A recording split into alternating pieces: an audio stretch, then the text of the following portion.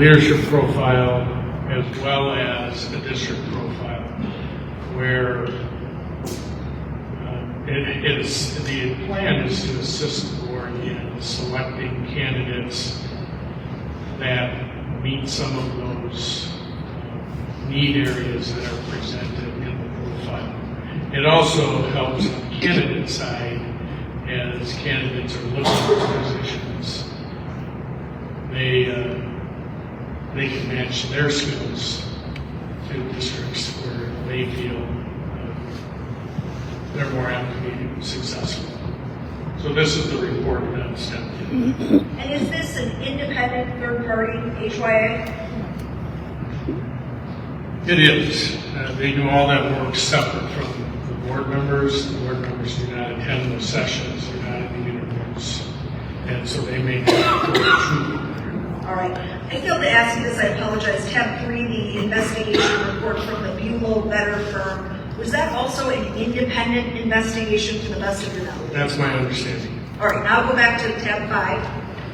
Apologize for going out of order. I do have a couple questions. If you could turn to enumerated page 4 of the HYA report, for the record only on Exhibit 5.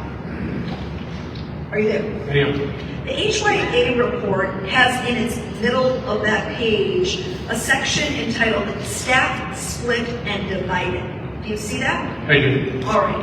And second paragraph, I'm just going to read the first sentence and then I'll ask you a few follow-up questions. It says, quote, "It appears there is a large divide between the newer staff and the veteran staff. It was mentioned that the veteran staff looked down upon the newer staff. It was also said that the current principal is, quote, buddy-buddy, end quote, with the veteran staff, and he does not hold them accountable." And in fairness, it continues. Do you see where I read? I do.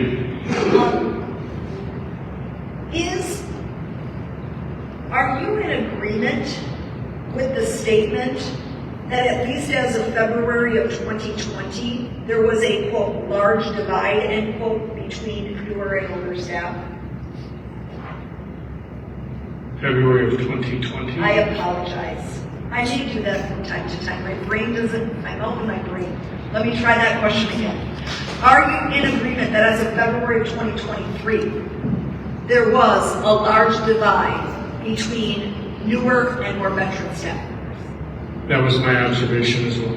All right. By the way, I failed to ask you, how long have you been in public education? I was trying to count that up yesterday, but over 30 years. Let's go with that. All right. And prior to coming to Raymond, had you served in a role of superintendent in the district? I did in 3 other districts. And could you just enumerate I'm not going to ask you your resume, I promise, but just enumerate to the board what other school districts have you served as a superintendent? The school district of Princeton, Sauk Prairie, and Johnson Creek. And have you ever served as a building level administrator? I have. And what school districts did you serve in that capacity? That was also in Princeton. All right. Way back in the honor years, were you ever a teacher? I was. All right. What did you teach? I taught high school agriculture. Excellent. All right. So having the 30 years of experience that you've had coming into the Raymond School District, the divide that you saw that existed, that was also mentioned by HYA, did that cause you concern? It did. Why? In order to meet the mission, we need to all be on the same team. Having different accountability standards really does not achieve that mission, because you need to have everyone trusting our leadership team. And when you have a group of staff that don't see that, or don't see that their colleagues are held to similar standards, it really erodes that trust in the administration. It erodes the ability to meet the mission. On that same page of Exhibit 5, for the record, I'm at the bottom of enumerated page 4, do you see the section labeled Leadership Lacking Accountability and Stability? I do. And I'm just going to read a few of the first sentences, and then I'll ask you my question. It reads, quote, "Many comments were made as a repetitive theme regarding the status of the current principal. There were a few comments made that supported the current principal and felt he was doing a good job. However, the vast majority of the comments made referring to the current principal were negative comments. It was obvious as to what groups of people supported the principal and what groups did not support him. They also blamed this on the divide of the staff, stating things such as, quote, the principal would make promises to certain staff members and not treat all staff fairly, end quote. Not holding staff accountable was also a leadership trait that was repeated." Do you see where I read? Thank you. All right. Based on your observations as of February of 2023, did you have concerns about Mr. Peterson's leadership and lack of accountability and stability with regard to staff in this district? Yes. Right. Now, I want to, within Exhibit 5 is, there we go.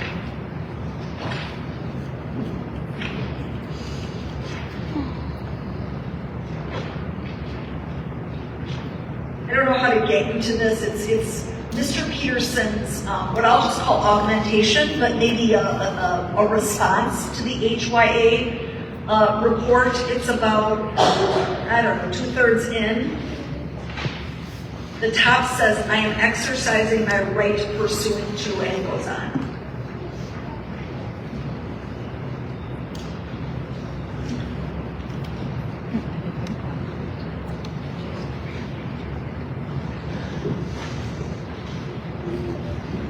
I have, okay.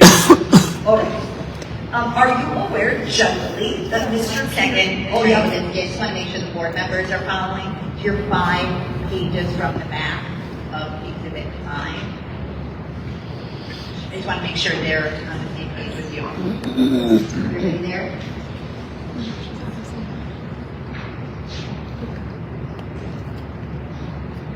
All right, we're good. All right, sounds good. Are you generally aware, Dr. Gargi, that Mr. Peterson exercised his right, which is his right, to, in essence, prepare a document that would be appended or attached to the HYA report?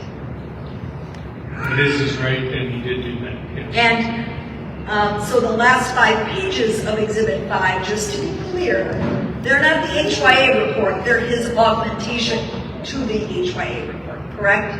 He also added a report from another firm as part of his augmentation, which is just previous to what you have given Thank you. Did you review Mr. Peterson's response to the HYA report? here. I did. All right.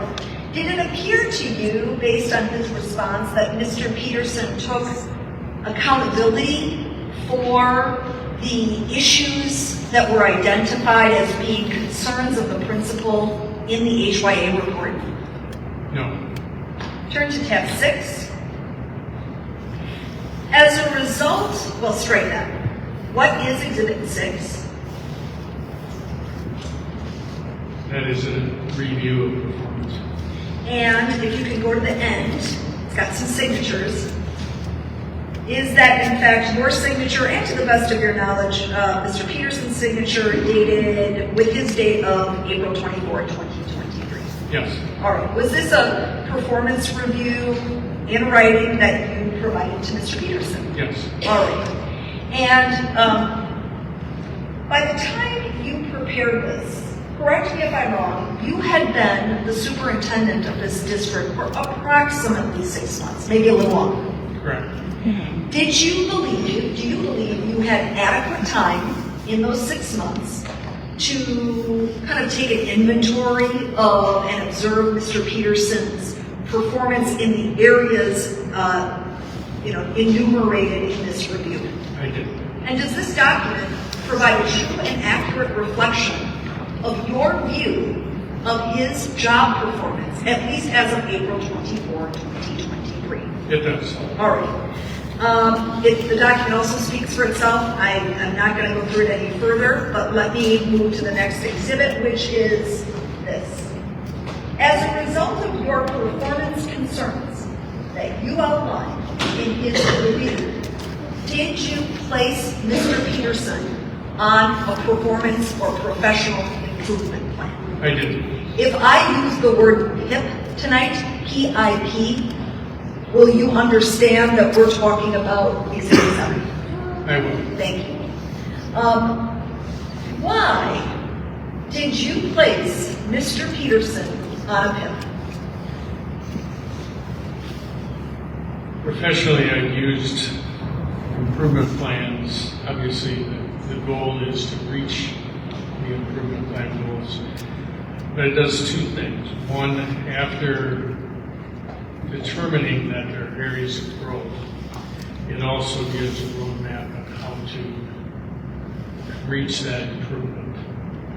So through the professional review, I determined that we needed to delineate those steps and maybe articulate those standards a little more completely, and that's what the professional improvement plan does.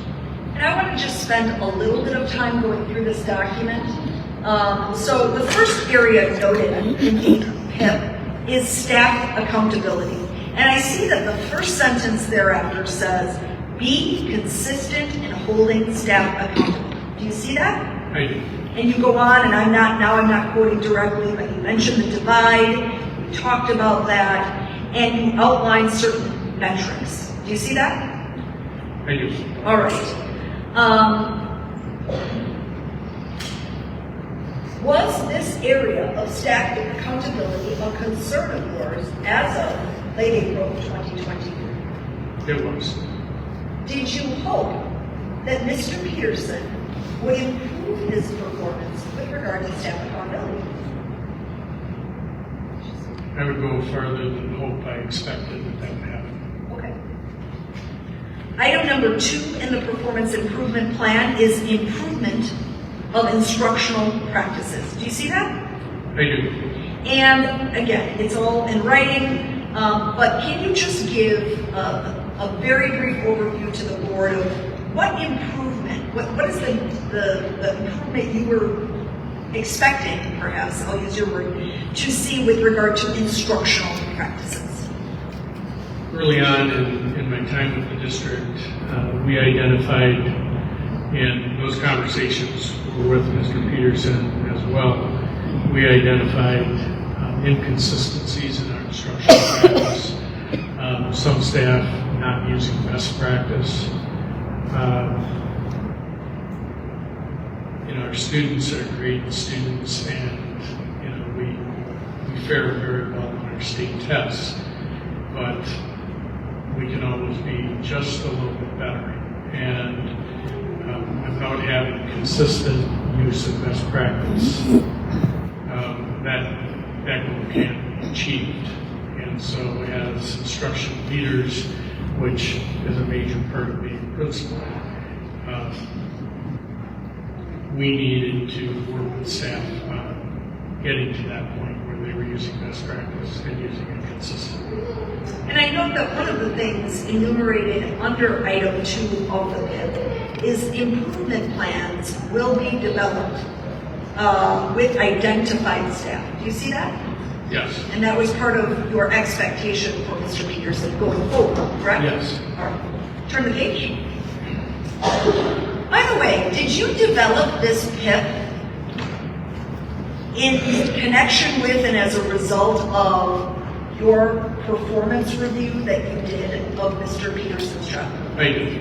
All right. Now I go back. Item number 3 in the PIP, building professional capacity. Can you just explain to the board what your expectation was concerning building professional capacity?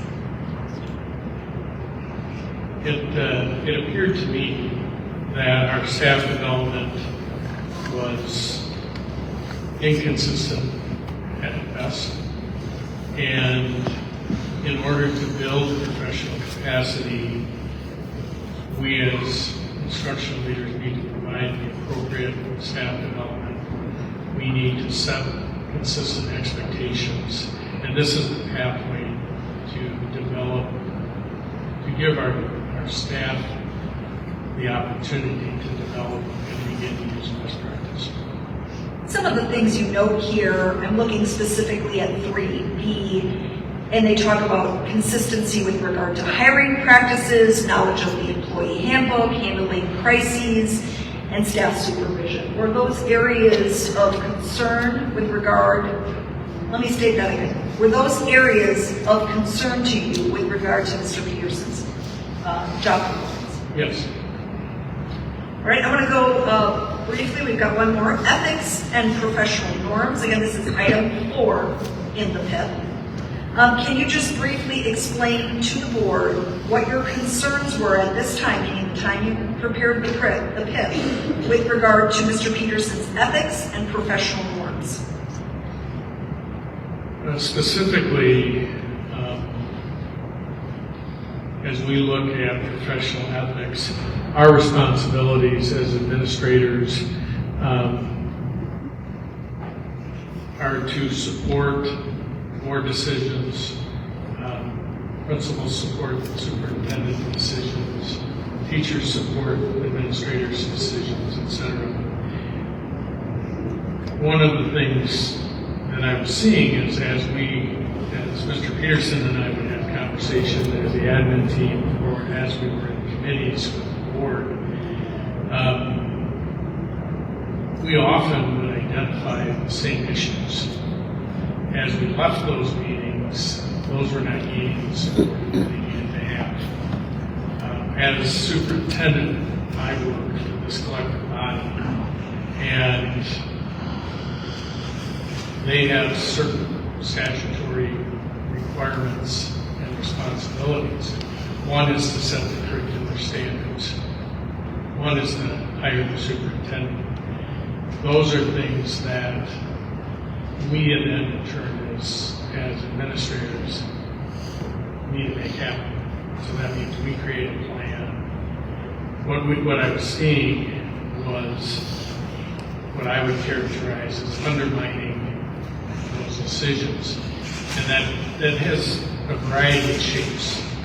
You know, it's just not promoting those decisions. It could be stating just the opposite.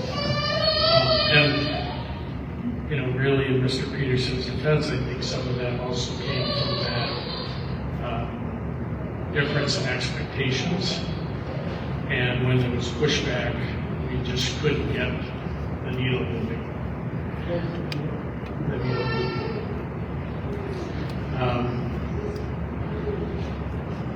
That building culture had to change. We have to get to a point where we understand our responsibility as employees of the district are to reach the mission under the direction of the Board of Education, who are the representatives of our community. Okay, just briefly look at the last page then. Is that in fact your signature as well as Mr. Peterson's signature? It is.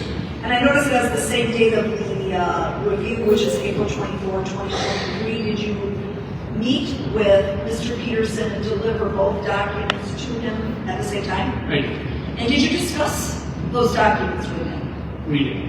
And do you believe, based on what you wrote and what you discussed, that your expectation of Mr. Peterson's expected improvement was clear? Yes. What is Exhibit 8?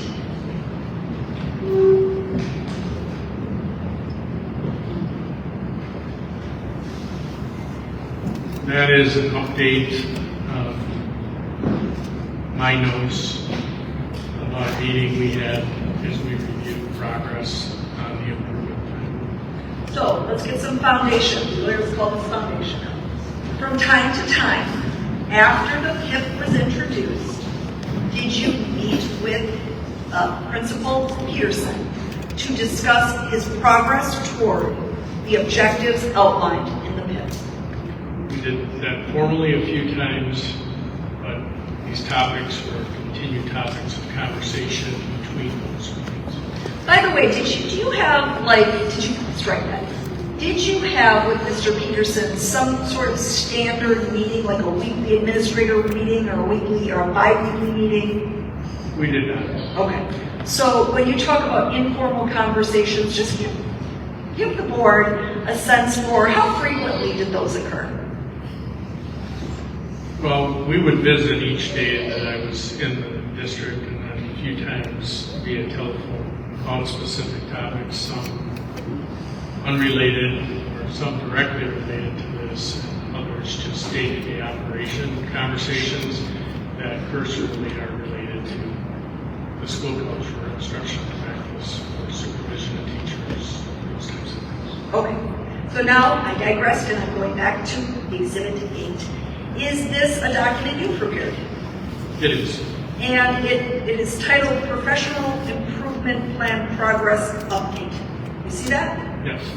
And is this, did you meet with Mr. Peterson formally, like sit down and meet with him, wherein you talked about how he was doing as of the date of this memo?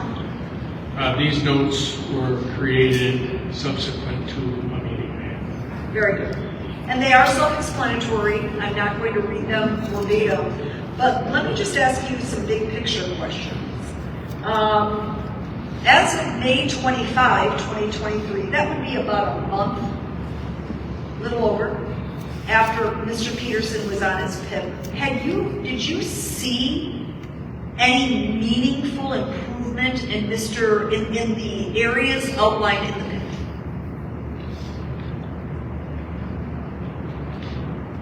Not necessarily. Okay, explain. Some, and that again gave me hope that we were going to get that organized. With the staff being held to standards, as administrators, we had discussed some individual staff members that identified some staff members that needed to improve their practice, and the expectation was there would be a plan created, and at this time, at the point of these moves, did not happen. Okay. I do have a couple questions on the very bottom of Exhibit 8. There's this under the underlined plan to reduce staff divide. Do you see where I am? Yes. You say there was no plan presented. Okay? Correct. So in fact, as of this date, Mr. Peterson did not submit to you any plan on how he was going to go about reducing the staff divide. Is that correct? Correct. All right. But in fairness, you say you know that he had begun to meet with staff members to assess that divide. And it was your understanding that the lead teachers for next year would be a mix of veteran and not so veteran members, meaning that there would be a mix of leaders at the building level. Is that correct? Correct. The next paragraph, and I am going to read it, so bear with me. It says, when Mr. Peterson seemed to me to waver